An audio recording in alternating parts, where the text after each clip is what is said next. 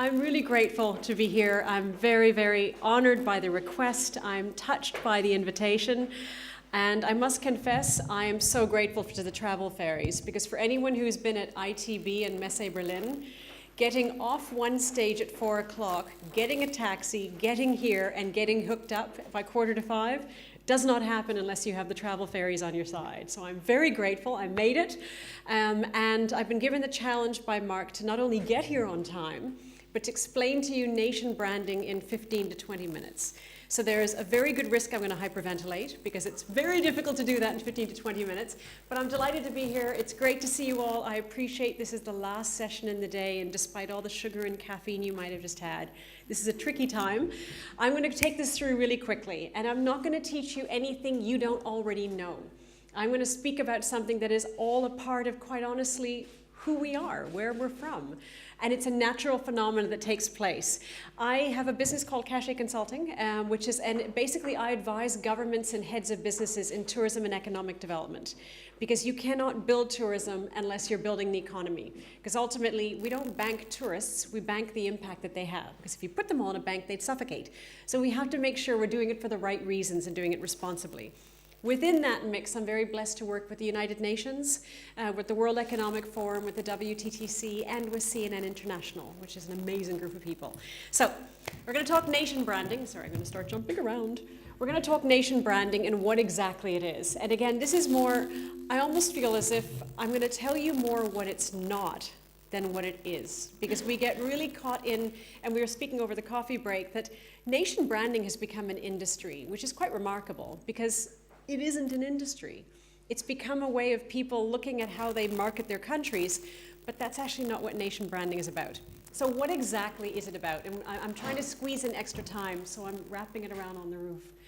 Is nation branding theory? Is it actually science? Is there a methodology to it that actually runs nation branding? Is it about marketing? Is it about the great music and the great campaigns and all the sexy glamour around the marketing? Is that what nation branding is?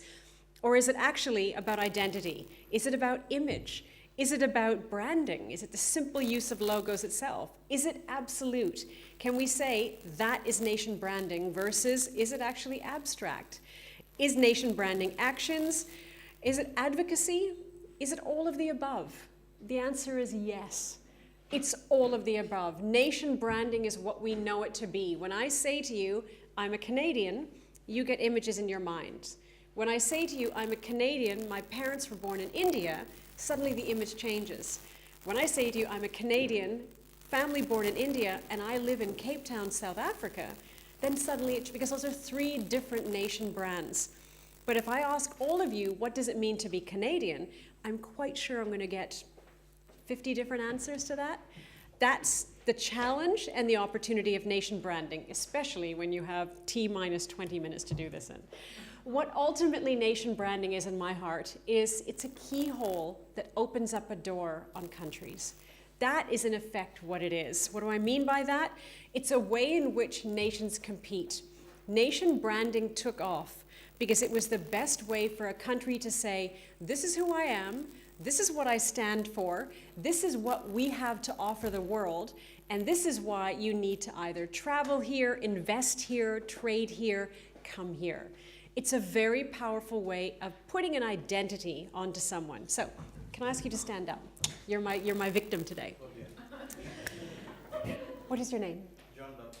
John. Oh, what a great name. It's very spiritual. So, John Baptist, you are a gentleman. You have been sitting here smiling. You are beautifully dressed. You are clearly, your parents clearly raised you well because you're being very polite, and you have a great name. That is your brand. That is the brand John Baptist. And that's really how simple yet profound branding is. If you were to sit down, and then I were to come back here in the morning, and you were to walk in, and you had torn jeans, and you were covered in tattoos, you might be, I don't know, I'm not gonna ask you to reveal anything, and you had on a leather jacket, and you were smoking a cigarette, my brand understanding of John Baptist would shift. And so the rapport we might create here would be different, because I'm thinking, but I thought John was this. Who's this? That's why branding is so important, because it's the consistency of, this is John Baptist, this is my understanding of him, and the more I see of it the same, the more I trust it. That's why branding is so important. We are all brands. Why is nation branding important? Because nations cannot be blank. If you don't tell the world who John Baptist is, we're going to give you our interpretation of who we think you are. That's really dangerous, unless it's a good thing. So, because it might be better than you think. But that's why branding is so important. It allows people to understand how we want to understand a country so that they don't make assumptions about it. You can have a seat, thank you. But that's really what it's about. Why? Because John Baptist wants to be the first one to get a drink at the reception. So I can stand here at 5:20 and say, John, let's go get a drink. You've competed with everyone else for a drink. So that branding creates a relationship that allows people to say, I choose this over that for these reasons. That's really the complexity behind it. What's really important is that it starts with logos. So it starts with the name John Baptist. I promise I won't pick on you the whole time. It starts with logos, but that's not what it's about. It's an identifier. The same way that Anita Mendiratta is my identifier, John Baptist is yours, ICD is the organization. It's simply a way of identifying, and it's a little bit of a keyhole. So when you see different brand names like Kenya and Magical Kenya, Kenya is an incredible country, and they own African romance because of Karen Blixen and Out of Africa and all that. So they own the word magical. India, what is India? Incredible.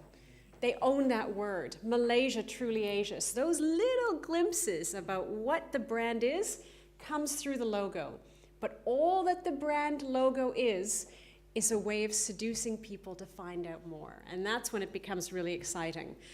What's also very important is that it's not just about the logos. If you look at the power of personality and how one individual can become a defining image for a country. So as an example, who's the defining image for Germany?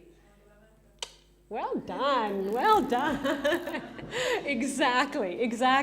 If we look at who is the image of India now? Absolutely.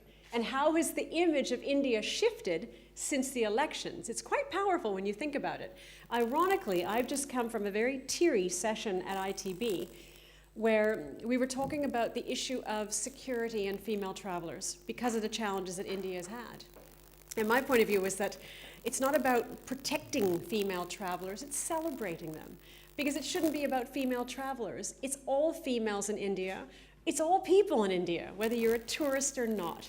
And that's why I was pushing them to say it's no longer about incredible India. It's about incredible Indians. It's the people that make it important. So, but if you look at it, in the last literally 100 days, the image of India has changed. That's pretty intense when you think of how many legacies, how many generations did the Gandhi name own an Indian brand? That's pretty hectic.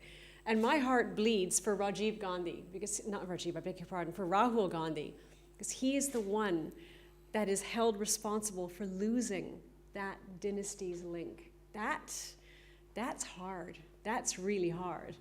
If we look at the power of personality, and this one I love. What flag is that?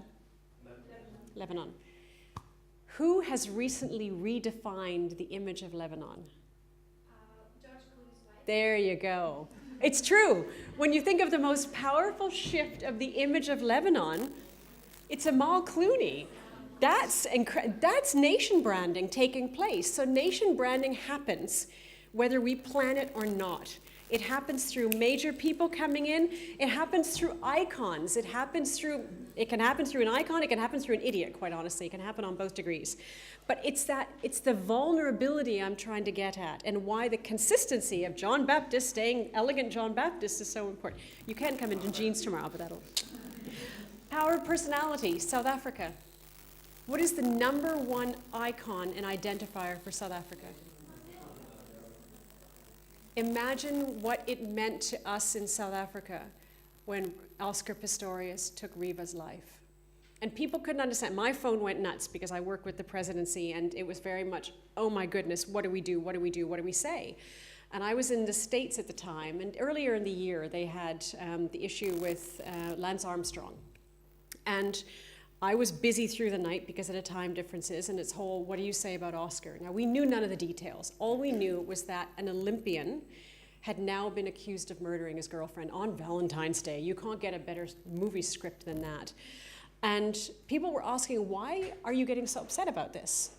And they made the comparison that, Lance Armstrong did something and it didn't affect America, because America is how many hundreds of years old? South Africa's a baby, it's only 21 years old. So when Oscar, who was South Africa's Olympian and a Paralympian at that, did this, which we now know he did, it took our flag and just went, and your photographs can be really interesting. It ripped the flag in half, because it took our identity and it linked it from, God bless, an Olympian to now potential murderer. That just killed us. That's how it's so powerful. Equally, what flag is that? This is not a geo quiz. This is Chile. What was the most significant event that made the world fall in love with Chile? The miners. That was incredible. And how the hope it brought and that sense of, oh my goodness, that's nation branding. Did they plan that? No. Every single miner came out and the world watched until the last one took fresh air. That's amazing. Similarly, an incredible event in terms of partnerships, the BRICS community, Brazil, Russia, India, China, South Africa. If I think of President Zuma, this to me was his stroke of genius. So whatever he does in his personal life, this will be his legacy, because he recognized the power that comes by that association. And importantly, the fact that, and interestingly, people are not buying into South Africa right now because of South Africans. It's because of our geography, where we are on the continent and the access, and we are in access into the continent. The opportunity for BRICS is about making it about South Africans, not about South Africa. Otherwise, you can just buy the land and ignore the people. The point is, all of these things, whether it was the BRICS partnership, the Chilean miners, Amal Clooney, no one planned these, yet they dramatically affect the nation brand. So nation branding is ultimately about your policies, getting into the BRICS community, what you think about, what's happening now with Russia and Ukraine. Who knew? All of these things have an incredible effect, no matter how much the marketing teams try to get the logo out there. Your lead industries. Are you a tourism country? Are you a manufacturing country? Are you an agriculture country? Italy. What are the lead industries in terms of its image? Fashion, cars, food, all the sexy stuff. So whatever's happening with the politics, we kind of put that aside because the other elements of image have taken over. People, past and present. So people who are part of our history, but also those who are part of our present and our future. Diplomacy, who we engage with, who we don't. One of the most critical errors that was made in terms of the American nation brand was what happened just about a month and a half ago. What did America do that was just so wrong when it came to diplomacy? The march in Paris. President Obama should have been there.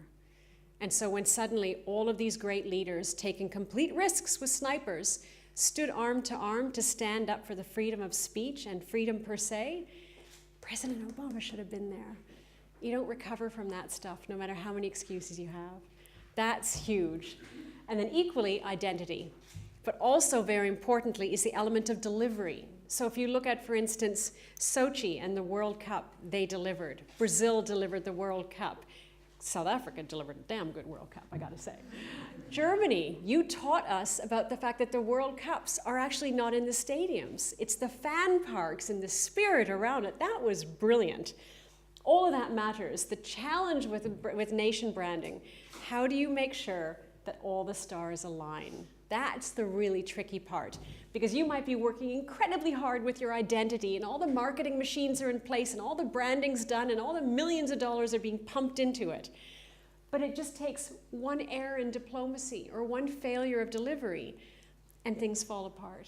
That's what's really scary about nation branding. But when you have all these stars in line, that's when it really comes together very powerfully, because nation branding is that teeny tiny pebble that starts in the middle. It drops out and it affects everything. And so what's important is making sure that when it's positive, you get the ripples as wide as you can. If it's something negative, it's trying to contain it and make sure that it doesn't eclipse everything that the nation is known for. So on the one hand, you have Prime Minister Modi, who's brought in this fresh air to the subcontinent and the world. On the other hand, we're dealing with this crisis in tourism. What has Prime Minister Modi done? He has made tourism one of the priorities of the country, and he's made it very clear that anyone conducting any offense on a woman, within, I think it was 4 to 6 months, they go to trial, and it's life imprisonment. There's zero tolerance. His stance on a negative issue is building a positive. So it's always about how do you move it around. Because ultimately, when we look at it, it's about the nation brand's purpose is simply this life cycle. Create the awareness.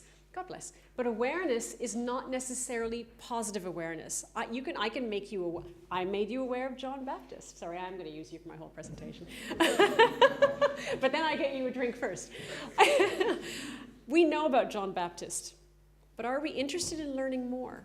So it's not just about getting people to be aware of it. It's getting that interest. It's the same thing for one of my least favorite words in the world is tolerance. We talk about cultural tolerance and social tolerance and political tolerance. When we tolerate, what does that mean? It means we're biting our tongue. I might tolerate John Baptist. Doesn't mean I want to have a drink with him this evening. I'm not going to tell you what I think. It's not about tolerance. It's about understanding and acceptance. Cultural tolerance is not enough. Political tolerance is not enough. We're human beings. It's about understanding what John stands for and wanting to learn more. That's what it's about. So with the awareness, with that little keyhole of a brand, you create the interest. With the interest, you inspire people to take a specific action. It can be visiting, it can be developing business, i.e. trade, it can be investing. So if you look at Amal Clooney, for instance, suddenly, oh my goodness, and only the women will know this, good Lord, George Clooney has actually asked someone to get married. That was the epiphany that took the world. Who actually won the engagement ring? It was a girl from Lebanon. That was fascinating. And suddenly people are, where's this place called Lebanon? Clearly, the Lebanese women are gorgeous. Clearly, they are very convincing. But people wanted to learn more. And the fascination that took over around Amal Clooney in Lebanon was quite remarkable if you think of how quickly it happened. Then it inspired people again to learn more. How it shifted the image is brilliant. They take action. Well, he took action. They couldn't take action. And then it's a matter of saying, what are we trying to get someone to do? Incredible India, this is what we have to offer. We want you here. Great opportunity for investment. We need you to come here. That's what's really important about nation branding, is it has to have a call to action within it. But that means there needs to be clarity of how do you want people to engage? How do you want people to respond when they build up that interest? Because sitting there and saying, yay, we're Canada, yay, so what? What do you want me to do about that? Yes, I know you have maple syrup and hockey players and Justin Bieber, but we're trying to push him to the States. Equally, he's part of our national image. That's, as is Rob Ford, the mayor. That's all very scary, but it shows how quickly the image can be changed. In driving that action, you build the ambassadorship. So a tourist coming to Kazakhstan, for instance, visiting Kazakhstan, engaging with the people, they go back, hopefully, and tell other people about it. Because that ambassadorial role, me being able to leave here and say, wow, I met John Baptist, the people that I have the ability to influence will have a gravitation towards. So importantly, that cycle repeats. That's what's really critical about it. And that's where nation branding is a constant organic process. So if something fabulous happens, great, strengthen the cycle. If something not so fabulous happens, pick up again to rebuild awareness. If you look at, for instance, who was the greatest driver when it came to the image of Kazakhstan? Borat. Do you have any idea how much havoc that caused the government in trying to get that image out? Because suddenly then they had to... the government, the women, and the livestock of Kazakhstan did not appreciate Borat one bit. So as a result, as they came down with this image of the world seeing this is what Kazakhstan is, They needed to turn up the volume on, no, this is what Kazakhstan is. So it can be managed, but it's recognizing it's a constant conversation you're trying to have with the people you're trying to engage with. Because ultimately it does come down to, we are competing. We're competing when it comes to tourism, we're competing when it comes to trade and business development, we're competing when it comes to investment. Countries cannot exist anymore unless they compete. They can compete individually, they can compete as partners in groups like with the BRICS, they can compete as regions, but they cannot sit still. Because our world is being completely erased of its borders through travel, through technology. Borders don't matter anymore. It's about creating those partnerships that are really going to make it work. So, nation branding is what? Aside from John Baptist. What is nation branding all about? Nation branding is a national reflection of our own personal branding. How we live and communicate and engage and inspire people every single day. Is there science behind it? Absolutely. Can it be shared in 19 minutes and 32 seconds? Absolutely not. But I'm just trying to push your thinking a little bit. So when it comes to nation branding, is it a logo? Yes. Is it Amal Clooney? Yes. Is it BRICS? Yes. Is it John Baptist? Yes. And with that, I say thank you very much.